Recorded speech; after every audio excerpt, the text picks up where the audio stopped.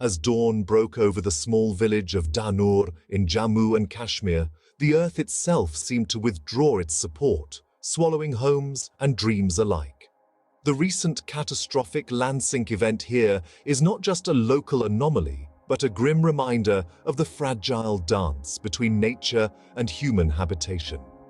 With families displaced and lives disrupted, this geological scar is a stark symbol of a deepening crisis that possesses profound implications for the ecological and socio-economic tapestry of the region. This story is one of land that literally fell away under the feet of its inhabitants, and the questions it raises are as profound as the earth is deep. Just last week, the villagers of Danur experienced a sudden and terrifying phenomenon. As they slept, a large section of the village simply caved in, creating a vast, gaping sinkhole where homes and livestock once thrived.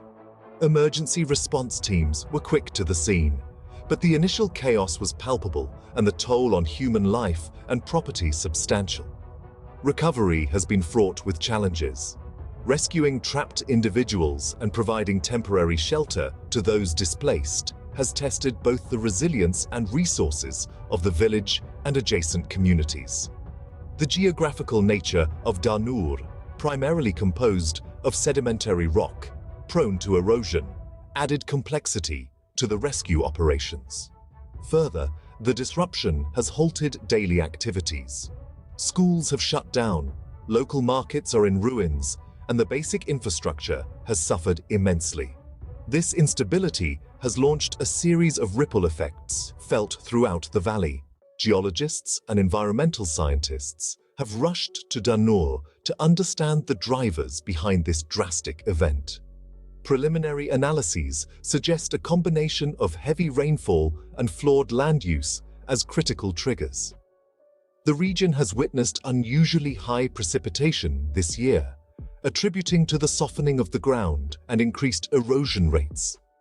What makes this incident particularly alarming is its link to broader environmental issues such as deforestation and inadequate water management practices in the Himalayan region.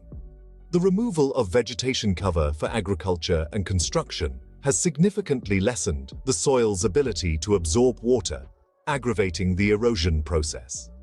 This sinkhole is not an isolated event, but part of a troubling trend observed across many northern regions of India, signaling a need for urgent revisions in how land is managed and conserved in sensitive ecological zones. The socio-economic ramifications of the Danur sinkhole are profound. Many of the village's residents are small farmers or laborers, for whom the loss of land and livestock translates directly to a loss of income and security. The local economy, heavily reliant on agriculture, is facing a downturn which might take years to recover. Education is another critical area affected. With schools destroyed or used as shelters, children's education has been indefinitely halted, posing long-term impacts on the community's future. Moreover, the psychological trauma experienced by the residents, especially children, calls for comprehensive, community-based mental health interventions. These socio-economic disruptions require immediate and tailored policy responses, including financial aid, mental health services, and economic recovery plans specifically designed for disaster-struck rural communities. This catastrophic event underlines the urgent need for robust policy frameworks focusing on land management, environmental conservation, and community resilience. Considering the increasing frequency of geological disturbances, it's crucial to integrate risk reduction into regional planning and development policies.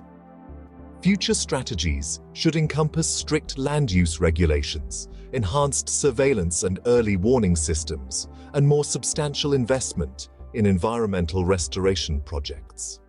Additionally, community engagement and education about disaster preparedness and response can significantly help mitigate the impact of such events. Resilient infrastructures, informed by both technological innovations and traditional knowledge, can provide a blueprint for safer and more sustainable habitats. Only by addressing these layers of complexities can the healing truly begin for Danur, setting a precedent for how small communities face the mighty trials posed by nature.